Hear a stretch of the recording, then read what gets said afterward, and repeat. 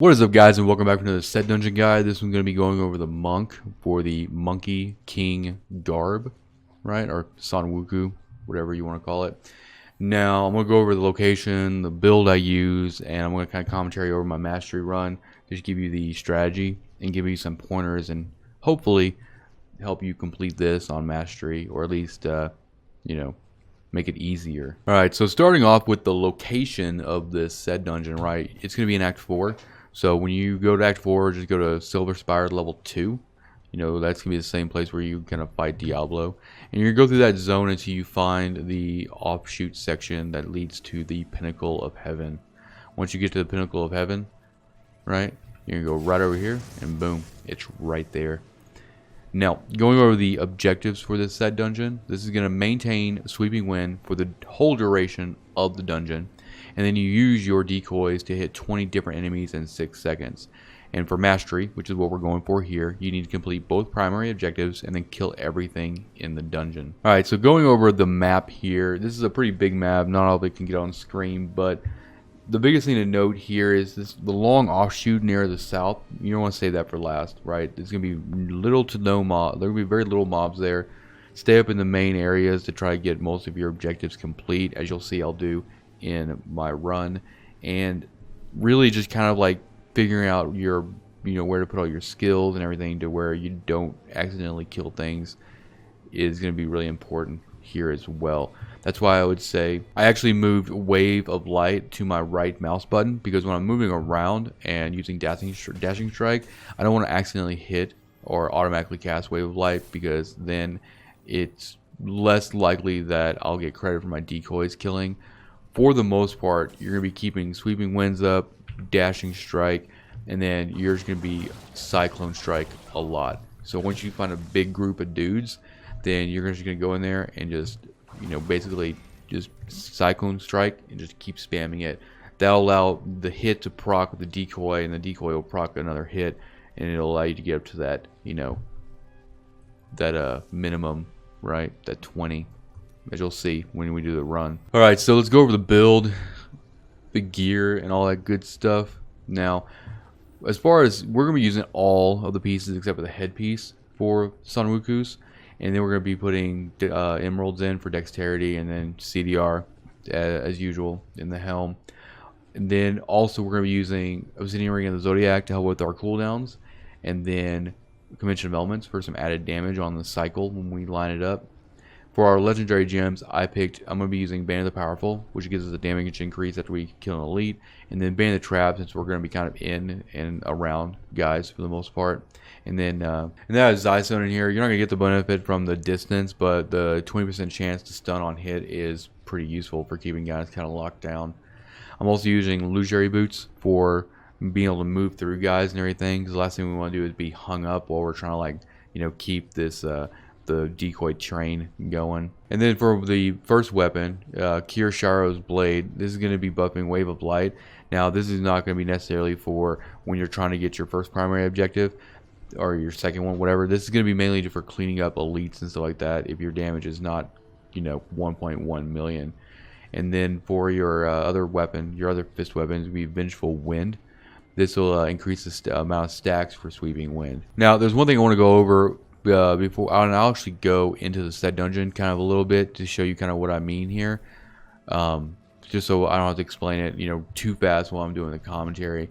But when you start the set dungeon here, you're gonna have 15 seconds here to start Sweeping Wind, right? And we're gonna be using the belt. This is kind of like a tie-in to everything. The Kirasharo's Soul. Sweeping Wind gains 2 stacks every second. It does not deal damage to enemies, right? And the important thing here is this is not just a fire and forget. This will not always stay up. So what you'll notice here is when we start getting in and around guys here, then it starts to tick down, right? So what will end up happening is if you try to chain too many groups of guys, you will actually drop Sweeping Winds in here. So you'll see here, if I just kind of hang out and just kind of keep connecting it, see, it's going to drop it. See, so if you are going fast enough and your RNG is really good with density, that you are going from one mob to another pretty much immediately, keep an eye on that so you can get it up before it actually drops, because you can get it all the way into the run, and if it drops, then you just fail the whole thing. And then for our headpiece here, we're going to be using Taiyokirin's Gaze, and this is a wave of light to cast, is now cast at your enemy. So this is just buffing wave of light again. Like, I didn't use a wave of light very much in my run, maybe to kill like elites and, you know, just kind of clean up, you know, guys that are running off. But, you know, mainly you're going to be focusing on Cyclone Strike, keeping Sweeping Winds up, and Dashing Strike and all that good stuff. Now, as far as cube stuff here, we got Roll Ring of Grandeur, which allows us to wear this helm, and then Leor's Crown, buffing our CDR for our diamond, and then NGM to help keep cooldowns, you know, down as well as we kill elites.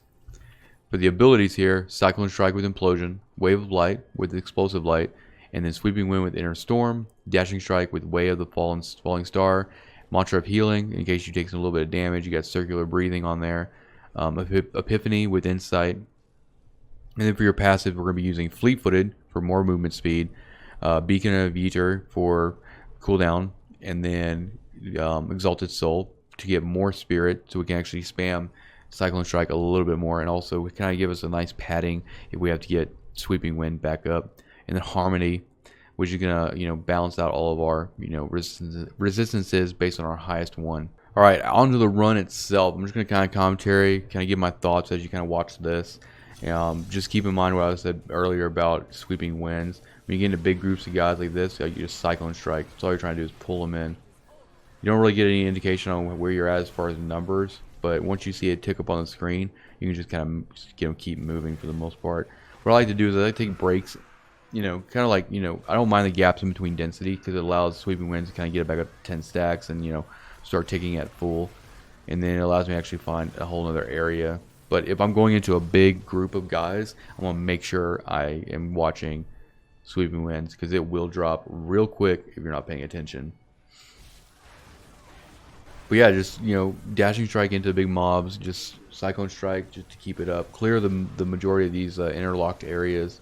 If you find the area that shoots off down to the south, just save that for last, because once you go all the way down there, you're going to have to run all the way back up, and most of the time there's not going to be enough mobs down there to really get one of the 20 pool decoy objective counted.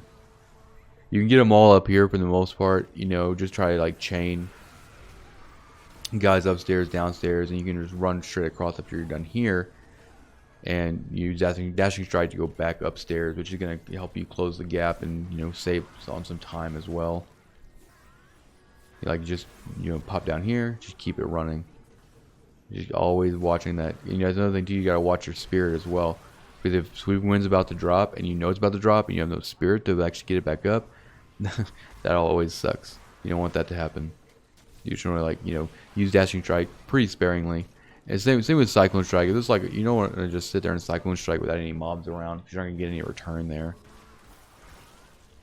As you see here, I'm working on the last one. It's going to get a little bit more difficult as you start clearing, you know, more towards that big L shape into the south. But you're going to have to, like, you know, hopefully your RNG will be good enough. You can start chaining them together. You might have to actually save up your 2 Dashing Strike charges just so you can use that in between.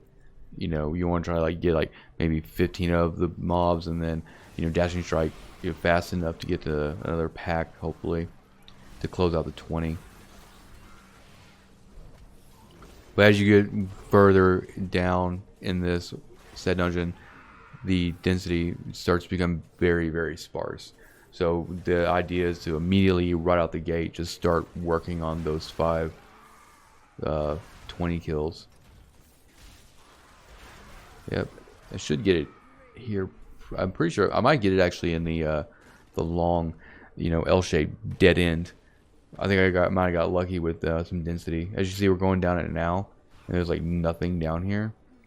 I still have plenty of time. I got like 2 minutes. I'm just like saving up my charges in case I have to connect 2 smaller groups. But I did luck out right here with a couple of guys, but there was like 19. But you'll be able to get around corners like this. Like, see that? Just, I wouldn't, like, you know, kind of baby step where you're Cycloning Strike, because, like, you don't want to make sure you pull guys in and you're not, like, overshooting some guys and missing them. So that's complete. We literally have 1 guy now. So now I have to run all the way back up just to find this one dude. That's why I don't recommend doing this last bit until the very, very, very end, because it's going to be such a time sink if you still have, you know, your primary objectives to worry about. But it's not so bad when you have all the mobs, for the most part, gone, and you can, you know, double tap dashing strike to kind of get back up here. I think I ended up finding him on these stairs. Yeah, he's right there.